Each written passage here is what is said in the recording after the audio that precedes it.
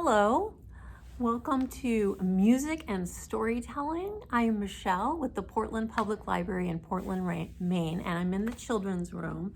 I'm so glad you've joined me today. Let's greet each other with the hello song like we always do. Hello, hello to you and you and you. Hello, hello to you and you and you. A big hello, a small hello, a high hello, a low hello. Hello, hello to you and you and you. Once again, welcome. We always start our music and storytelling with the word of the week. We love to learn new words because the more new words we can learn, the better we can talk to people about what we think and feel and what we see. So the new word today, word of the week, is symmetrical. And that is it in the blue letters up here. Symmetrical, which means made up of exactly similar parts that face each other. And similar means the same, so two sides that are the same. And I found a great book called Seeing Symmetry by Laureen Leedy and published by Holiday House that has some really cool examples of things that are symmetrical. Just look at the cover here, this tiger, this butterfly. If you drew a line right down the middle, this would be very symmetrical because the two sides would be the same.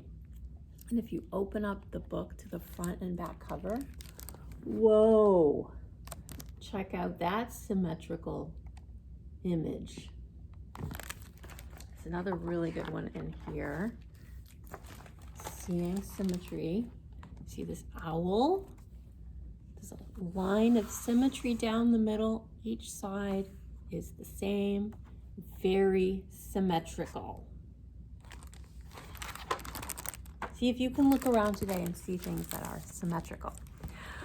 Okay, it is pouring down rain here in Portland, Maine as we start the season of spring. So a song popped into my head that I thought we would sing today that I used to sing a lot as a kid called It's Raining, It's Pouring. It's raining, it's pouring, the old man is snoring. He bumped his head on the bed, couldn't get up in the morning. Every time it rains, that song pops into my head. And now why don't we sing If You're Happy and You Know It? If you're happy and you know it, clap your hands. If you're happy and you know it, clap your hands. If you're happy and you know it and you really want to show it, if you're happy and you know it, clap your hands. If you're happy and you know it, stomp your feet. If you're happy and you know it, stomp your feet.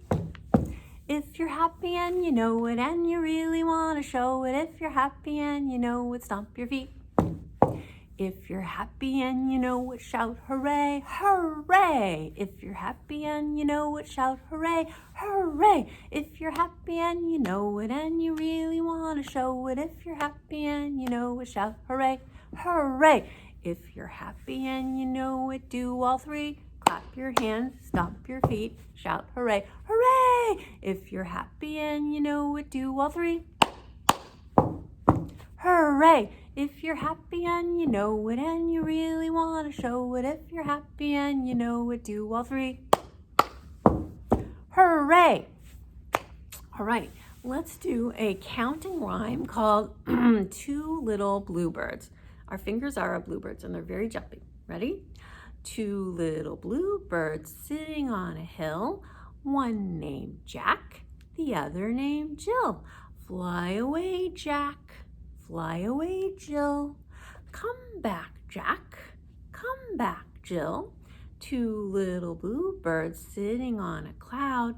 One name soft, the other name loud. Fly away, soft. Fly away, loud. Come back, soft. Come back, loud. Two little bluebirds sitting on a stick. One was very slow and the other very quick. Fly away slow, away quick. Come back slow. Come back quick. Two little bluebirds flying in the sky. One was very low and one was very high. Fly away low, fly away high. Come back low, come back high. And that's two little bluebirds. Okay, we are going to read our story today, which is called Annie and the Wild Animals, written and illustrated by Jan Brett and published by G.P. Putnam Sons. It's a good spring story.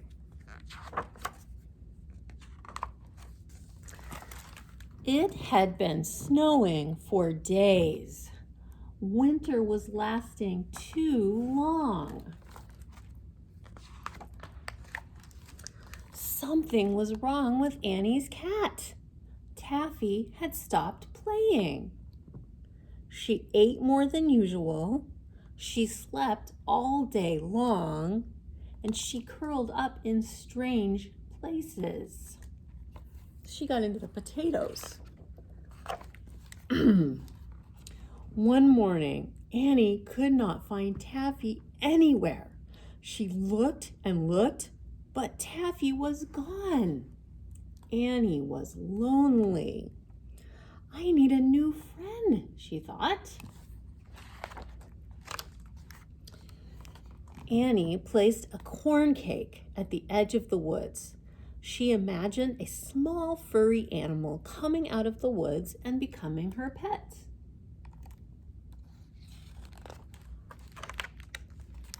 In the morning, the corn cake was gone. In its place stood a giant moose. He's too big for a pet, thought Annie. I will have to try again. That night, Annie left another corn cake at the edge of the woods.